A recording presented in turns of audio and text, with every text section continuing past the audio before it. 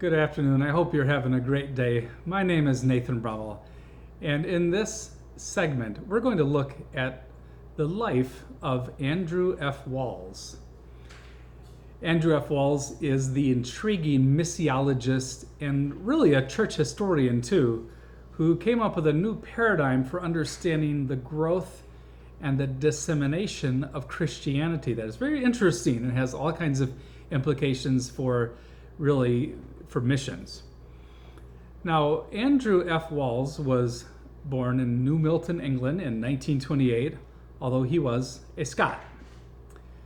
He graduated from Oxford University in 1954 and in 1947 became a missionary to Sierra Leone. There he taught theology at Fura Bay College.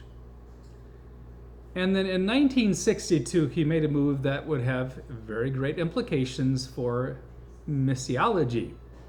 What happened is that in 1962, he moved to Nigeria to lead the Department of Religion within the University of Nigeria at Nsukka.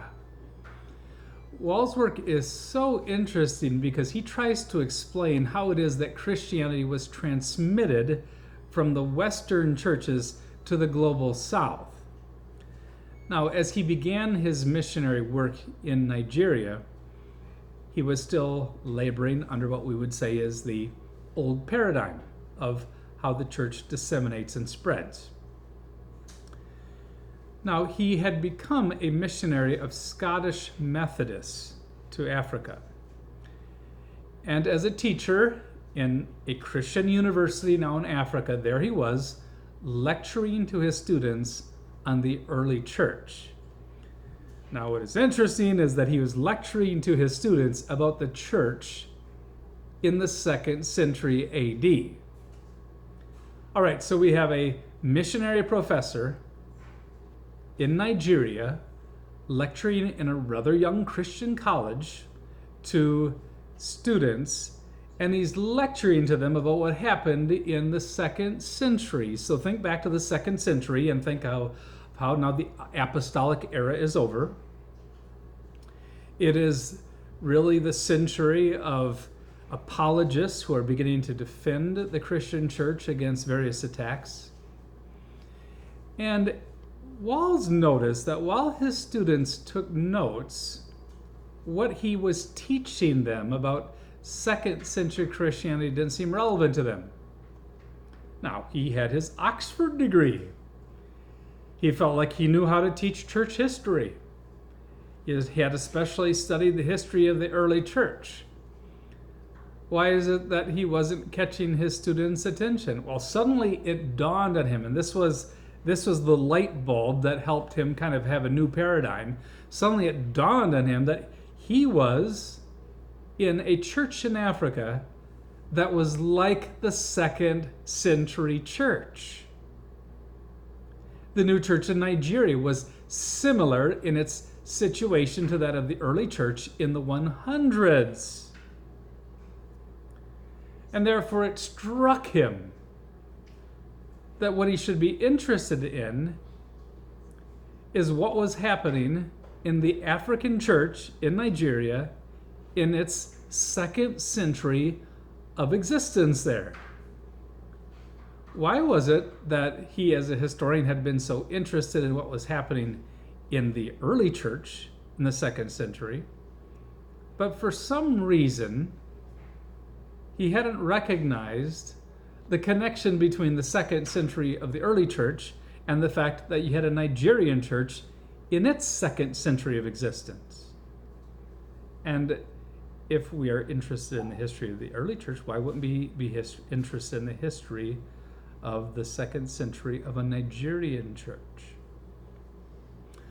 Also, Walls began to realize that if he really wanted to understand what was going on in the early church in the 2nd century, perhaps he could learn something about that by looking at a Nigerian church that was going through its 2nd century of existence as well. And so Walls describes the Copernican revolution that occurred in his classroom.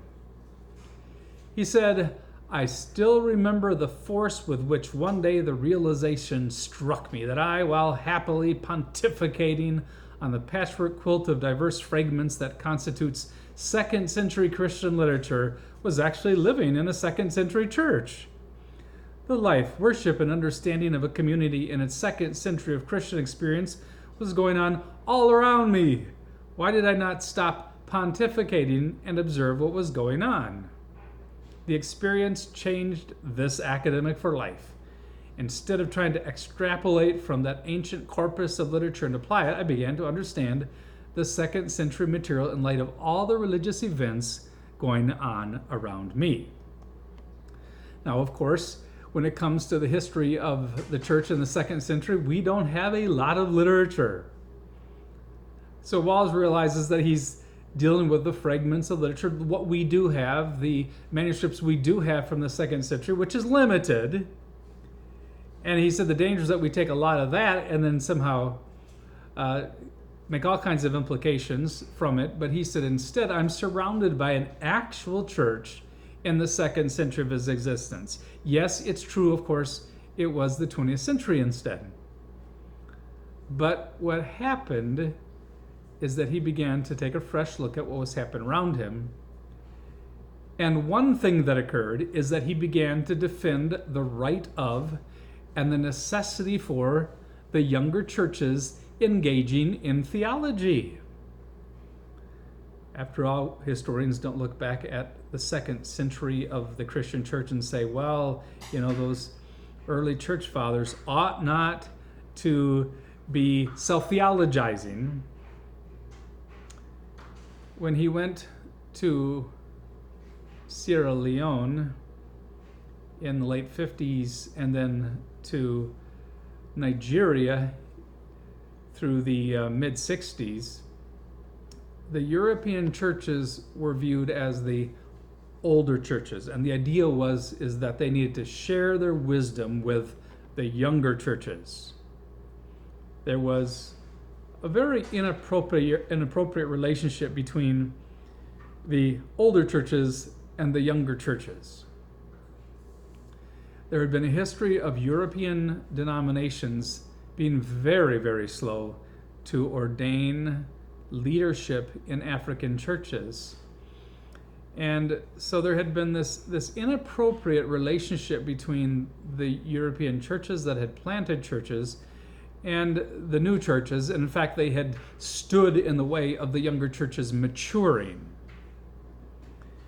Now, in teaching church history at the University of Nigeria from 1962 to 1965, Walls first thought that his job was to teach the history of the early church to his students, without realizing the value of teaching his students the history of their own church in Nigeria, which was some 200 years old. So what he began to do was to do research on baptismal records and other written documents from older Nigerian churches. Not that much had been done in church history in Nigeria. And Walls, as a missionary now, who is also now beginning to think in terms of the churches in Africa having a history, he began to have an influence as a missiologist who is also now becoming a church historian. And he began to have influence as a theological educator in the area of missiology. He was called back to Scotland, where he began to teach at Edinburgh University, and he also had influence at Princeton University in the United States. Now, early on in his career, Walls did not publish any books. But what happened is he began to give lectures on missiology, lectures that dealt with really the growth and development of the church historically at places like Dallas Theological Seminary and around the world. And because he didn't publish books, his ideas were disseminated mainly through his students and through these lectures and through some articles. So his early influence was mainly through articles and the influence of his students. Later on, his students put together his essays into 2 books, and these have enhanced Wall's wider reputation. His 2 influential books that I have read are Missionary Movement in Christian History, Studies in the Transmission of Faith, and then the second book is The Cross-Cultural Process in Christian History, Studies in the Transmission and Appropriation of Faith. Now, the first of these books became a sort of classic. Missionary Movement in Christian History, Studies in the Transmission of Faith. So this became sort of an important book to those who were in the know, to those who were reading missionary literature. In fact, Christianity Today identified it as one of the top 100 influential books of the 20th century. Christianity Today, remember, said that Andrew Walls is probably the most important person you've never heard of.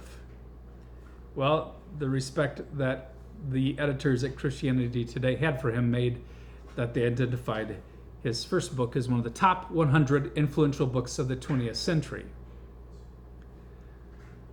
Wall's central insights have surrounded his explanation for the geographical expansion of Christianity in the 20th and 21st centuries. Now he goes back to the history of the church in order to defend really what is his new paradigm for how it is that Christianity grows and spreads. Mark Gornick calls Walls one of the most important interpreters of Christianity and its missionary role in our time. And Mark Gornick identifies 3 key ideas in Wall's missiology. He says, in Wall's words, and arising from his experience in Africa and Scotland, Christianity is undergoing a gravitational shift from the Western to the non-Western world. While as an essayist, there is a continuity of ideas throughout his writings intended to help us understand what is taking place in the global church, among them are 3 key ideas. And these are the 3 key ideas that he mentions. First, Christianity as serial in development. That's the first idea. The second is conversion as the turning what there is to Christ. And then the third idea is translation as the process of gospel appropriation. Now, those are the 3 key ideas in Wall's thought, and we're going to look at each one of those key ideas in turn.